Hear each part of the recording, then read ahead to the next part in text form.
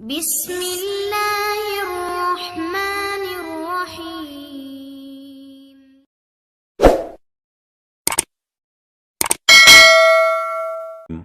Assalamualaikum warahmatullahi wabarakatuh. Islam memiliki aturan tentang kehidupan umatnya, termasuk hal jual beli. Jual beli adalah menjadi salah satu cara untuk mendapatkan rezeki yang baik. Hal ini telah dicontohkan Rasulullah Shallallahu Alaihi Wasallam. Dalam Al-Quran Surah Al-Baqarah ayat 275, Allah mengatakan, "Wahalallahu bai'a wa harrama riba." Allah menghalalkan jual beli dan mengharamkan riba. Dalam berdagang sedikitnya ada 10 pantangan yang harus dihindari. Hal ini sesuai dengan Al-Quran maupun Al-Hadis. Yang mana apabila ini dihindari, maka akan banyak pelanggan dan akan mendatangkan rezeki yang berkah. Adapun ke-10 pantangan tersebut, yang pertama adalah pantangan untuk mengurangi timbangan. Mengurangi timbangan ataupun ukuran adalah hal yang harus dijauhi dalam berdagang. Hal ini dijelaskan dalam Al-Quran yaitu surah Al-Mutaffifin ayat 1-3. Kecelakaan besarlah bagi orang-orang yang curang, yaitu orang-orang yang apabila menerima takaran dari orang lain mereka minta dipenuhi. Dan apabila mereka menakar ataupun menimbang untuk orang lain, mereka menguranginya. Pantangan yang kedua adalah dilarang menjual barang kualitas cacat ataupun kualitas yang sudah tidak layak lagi. Salah satu perbuatan yang menipu ataupun berbohong adalah menjual barang yang cacat tanpa memberitahukan terlebih dahulu kepada pembelinya. Pada suatu ketika Rasulullah pernah bersabda kepada seorang pedagang, yang mana pedagang tersebut menyembunyikan makanan yang basah. Lalu Rasulullah mengatakan, "Mengapa engkau tidak meletakkannya di bagian atas agar orang-orang dapat melihatnya?" Lalu Rasulullah bersabda, "Barang siapa yang melakukan penipuan, maka ia tidak termasuk golonganku." Hadis riwayat Muslim. Pantangan yang ketiga adalah menimbun barang dengan tujuan untuk memonopoli harga. Pedagang yang menimbun barang dengan tujuan untuk memonopoli harga adalah hal yang dilarang di dalam Islam. Perbuatan hal tersebut termasuk perbuatan maksiat. Sebagaimana Rasulullah mengatakan, tidaklah seorang menimbun barang, melainkan pelaku maksiat. Hadis riwayat Muslim. Pantangan yang keempat adalah bersumpah palsu. Hal seperti ini sering kita temui di tukang obat, di mana tukang obat tersebut bersumpah setelah minum obat ini langsung sembuh. Karena bagaimanapun yang memberikan kesembuhan itu hanyalah Allah Subhanahu wa Ta'ala. Sebagaimana sabda Rasulullah, "Janganlah kalian banyak bersumpah ketika berdagang, sebab cara seperti itu melariskan dagangan, lalu menghilangkan keberkahannya." Hadis riwayat Muslim.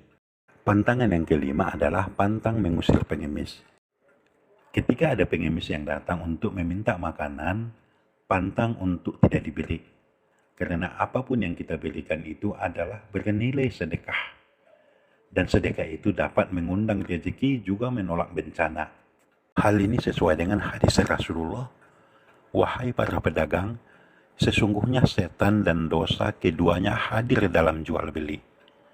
Maka hiasilah jual beli kalian dengan sedekah." Hadis riwayat Tirmizi. Yang keenam, pantangan berjualan pada saat sholat Jumat. Ketika seruan azan sudah berkumandang untuk sholat Jumat, maka tutuplah warung. Jika ada pelanggan yang datang, mintalah dia untuk menunggu sebentar, karena melaksanakan kewajiban itu lebih utama daripada mencari rezeki.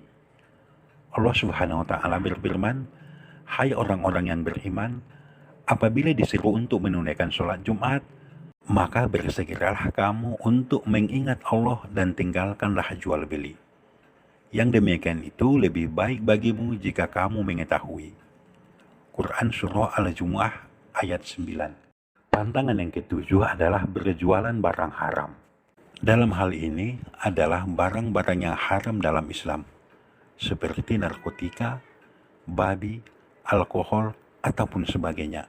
Dalam sebuah hadis Rasulullah mengatakan, Sesungguhnya Allah Azza wa Jalla mengharamkan khamar dan hasil penjualannya, mengharamkan bangkai dan hasil penjualannya, mengharamkan babi dan hasil penjualannya. Hadis riwayat Abu Daud dari Abu Hurairah radhiyallahu anhu. Pantangan yang kedelapan adalah pantang memaksa orang untuk membeli.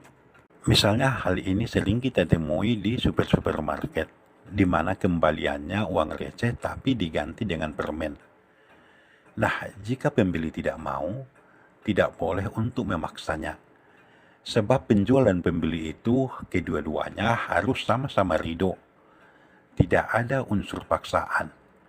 Nah, jika salah satu antara mereka terpaksa, maka akad jual beli itu tidak sah. Hal ini Allah menegaskan di dalam Al-Quran surah An-Nisa ayat 29. Wahai orang-orang yang beriman, janganlah kamu saling memakan harta sesamamu dengan jalan yang batil ataupun tidak benar, kecuali dalam perdagangan yang berlaku atas dasar suka sama suka di antara kamu. Yang kesembilan, pantang memakai jimat untuk penglaris.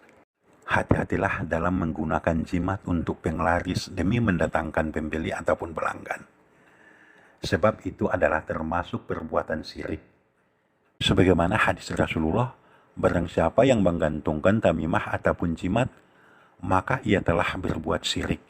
Hadis riwayat Ahmad. Yang ke-10 adalah pantang menjual barang di tempat membelinya. Tidak dibolehkan untuk menjual barang di tempat yang sama di mana kita membelinya. Hal ini sebagaimana dikisahkan dari sahabat Ibnu Umar. Beliau mengisahkan, pada suatu saat saya membeli minyak di pasar, dan ketika saya telah selesai membelinya, ada seorang lelaki yang menemuiku dan menawar minyak tersebut. Kemudian ia memberiku keuntungan yang cukup banyak. Maka ketika hendak menyalami tangannya, tiba-tiba ada seseorang dari belakangku yang memegang lenganku, maka aku pun menoleh, dan ternyata ia adalah Zaid bin Sabit. Kemudian Zaid bin Sabit pun berkata, janganlah engkau jual minyak itu di tempat engkau membelinya, hingga engkau pindahkan ke tempatmu. Karena Rasulullah melarang menjual kembali barang tersebut di tempat barang tersebut dibeli, hingga barang tersebut dipindahkan ke tempat masing-masing. Riwayat Abu Daud dan Al-Hakim. Nah, sahabat channel berbagi ilmu yang dirahmati Allah, itulah sedikitnya 10 pantangan berdagang dalam Islam, yang mana apabila kita jauhi, maka akan mendatangkan banyak rezeki dan akan menolak bala. Wallahu a'lam bishawab. Semoga bermanfaat. Wabillahi taufiq wal hidayah. Wassalamualaikum warahmatullahi wabarakatuh.